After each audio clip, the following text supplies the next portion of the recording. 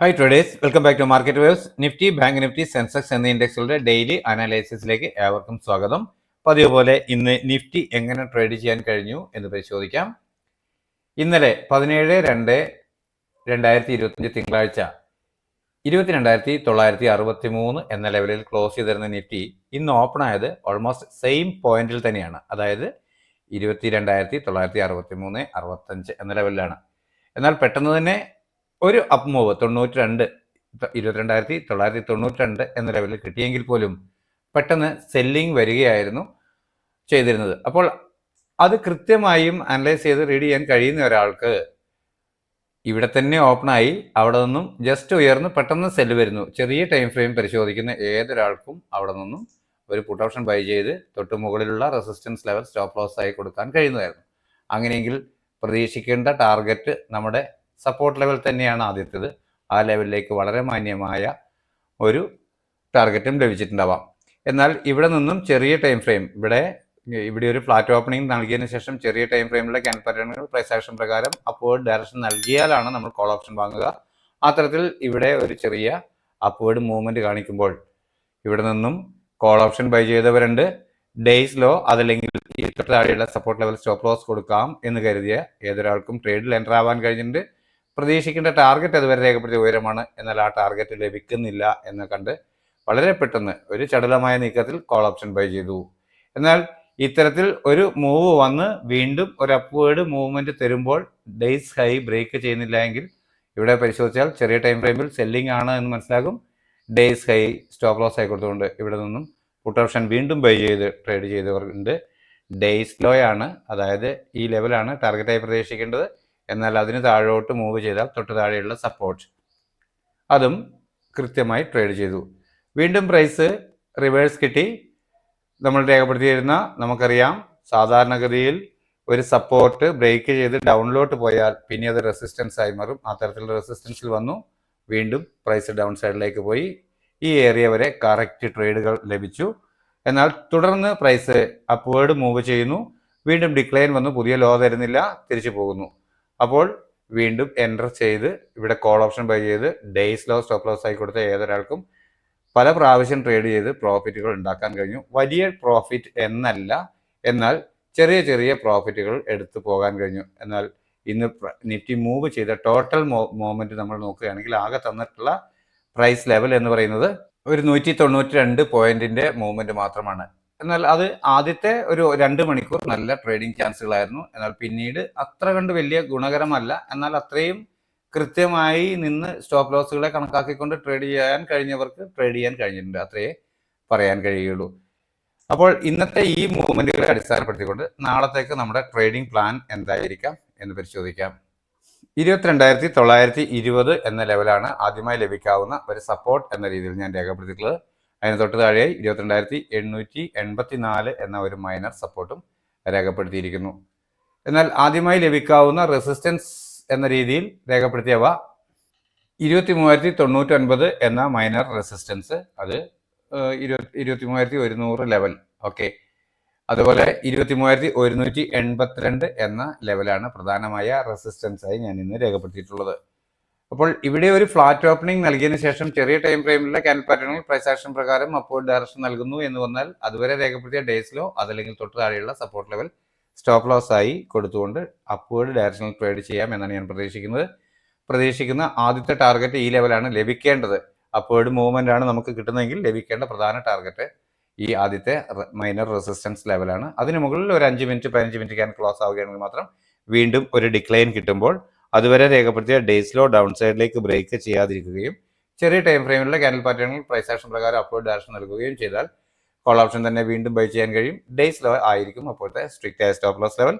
പ്രതീക്ഷിക്കേണ്ട target അതുവരെ രേഖപ്പെടുത്തിയ ഉയരമാണ്. എന്നാൽ അതിന് മുകളിലോട്ട് 5 മിനിറ്റ് 15 മിനിറ്റ് ക്യാൻ ക്ലോസ് ആവുന്നു എങ്കിൽ വീണ്ടും പ്രൈസ് അപ്വേർഡ് ഡയറക്ഷനിൽ പോയേക്കാം എന്നാണ് കണക്കാക്കുക. അങ്ങനെയെങ്കിൽ ലഭിക്കാവുന്ന ടാർഗറ്റുകളാണ് മുകളിൽ ചേർത്തിട്ടുള്ളത്. കഴിഞ്ഞ ദിവസം നമ്മൾ ചേർത്ത ലെവൽ തന്നെയാണ്, ഞാൻ അവയ്ക്ക് യാതൊരു മാറ്റങ്ങളും വരുത്തിയിട്ടില്ല. എന്നാൽ ഫ്ലാറ്റ് ഓപ്പണിംഗിന് ശേഷം ചെറിയ ടൈം ഫ്രെയിമിലെ ക്യാൻഡിൽ പാറ്റേണുകൾ സെല്ലിംഗ് ഡയറക്ഷൻ നൽകുന്നു എന്ന് വന്നാൽ അതുവരെ രേഖപ്പെടുത്തിയ ഡേയ്സ് ഹൈ അതല്ലെങ്കിൽ തൊട്ട് മുകളിലുള്ള കൺവീനിയന്റ് ആയ ഒരു stop loss rejection level stop loss ആയി കണക്കാക്കിക്കൊണ്ട് ഡൗൺ സൈഡിലേക്ക് ട്രേഡ് ചെയ്യാം. ആദ്യമേ ലഭിക്കേണ്ട ടാർഗറ്റ് ഈ ലെവലിന് താഴെ 22,831 എന്ന ലെവലിന് താഴെ ഒരു 5 മിനിറ്റ് 15 മിനിറ്റിക്കാണ് ക്ലോസ് ആവുക എന്നതാണ്.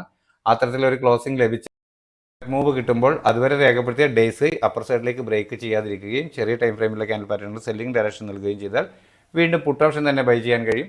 ഡേയ്സ് ഹൈ ആയിരിക്കും അപ്പോഴത്തെ സ്ട്രിക്റ്റ് ആയ സ്റ്റോപ്പ് ലോസ്. പ്രതീക്ഷിക്കേണ്ട ടാർഗറ്റ് അതുവരെ രേഖപ്പെടുത്തിയ ലോ ആണ്. എന്നാൽ അതിന് താഴോട്ട് 5 മിനിറ്റ് 15 മിനിറ്റ് ക്യാൻഡിൽ ക്ലോസ് ആവുകയാണെങ്കിൽ, അതായത് ഇന്നത്തെ ലോയ്ക്ക് താഴോട്ടൊക്കെ ക്ലോസ് ചെയ്ത് വന്നാൽ പ്രൈസ് ഗ്രാജുവലി ഡൗൺ സൈഡിലേക്ക് മൂവ് ചെയ്തേക്കാം എന്നാണ് പ്രതീക്ഷിക്കുന്നത്. അങ്ങനെയെങ്കിൽ ലഭിക്കാവുന്ന ടാർഗറ്റുകളാണ് ഇവിടെ കാണുന്നവ. നിങ്ങൾക്ക് കാണാമെന്നാണ് കരുതുന്നത്. 49,027 എന്ന ലെവലാണ് ബാങ്ക് നിഫ്റ്റിയിൽ ആദ്യമായി ലഭിക്കാവുന്ന ഒരു പ്രധാന സപ്പോർട്ട് എന്ന രീതിയിൽ ഞാൻ രേഖപ്പെടുത്തിയിട്ടുള്ളത്. തൊട്ട് താഴെയായി 48,906 എന്ന ലെവലാണ് മൈനർ സപ്പോർട്ട്. എന്നാൽ ആദ്യമായി ലഭിക്കാവുന്ന മൈനർ റെസിസ്റ്റൻസ് 49,522, അതിന് മുകളിൽ 49,668 എന്ന മേജർ റെസിസ്റ്റൻസ്, തുടർന്ന് മുകളിലുള്ള ലെവലുകൾ കാണാമെന്ന് കരുതുന്നു.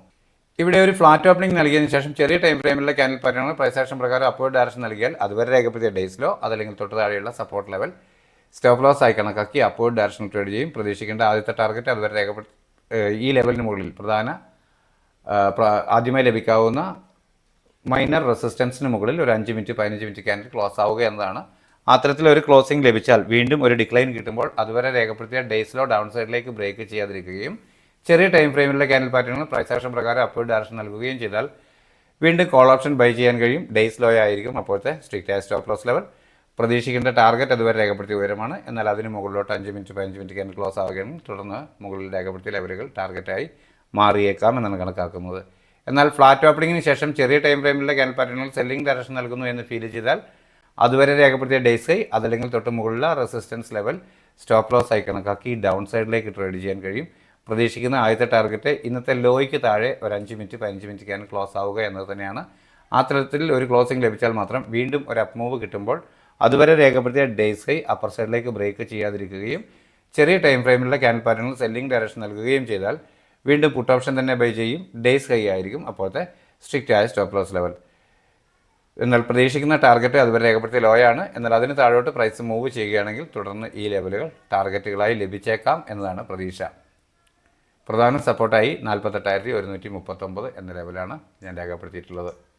75,816 എന്ന ലെവലാണ് സെൻസെക്സിൽ ആദ്യമായി ലഭിക്കാവുന്ന പ്രധാന സപ്പോർട്ട് എന്ന രീതിയിൽ രേഖപ്പെടുത്തിയിട്ടുള്ളത്. അതുപോലെ 75,683 എന്ന ലെവലാണ് ഒരു മൈനർ സപ്പോർട്ട്.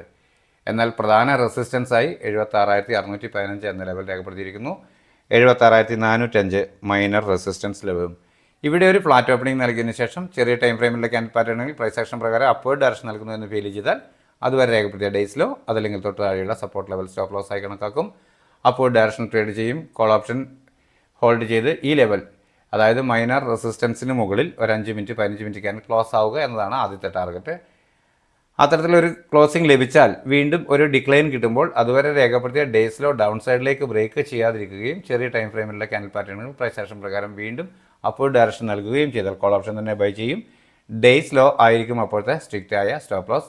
പ്രതീക്ഷിക്കേണ്ട ടാർഗറ്റ് അതുവരെ രേഖപ്പെടുത്തിയ ഉയരമാണ്. എന്നാൽ അതിന് മുകളിലോട്ട് 5 മിനിറ്റ് 15 മിനിറ്റ് ക്യാൻഡിൽ ക്ലോസ് ആകുന്നു എന്ന് വന്നാൽ തുടർന്ന് നമ്മുടെ മൈനർ റെസിസ്റ്റൻസിന് മുകളിൽ കടന്നു കഴിഞ്ഞാൽ 76,615 എന്ന പ്രധാന റെസിസ്റ്റൻസ് ലെവൽ ടാർഗറ്റായി ലഭിച്ചേക്കാം എന്നാണ് കണക്കാക്കുന്നത്.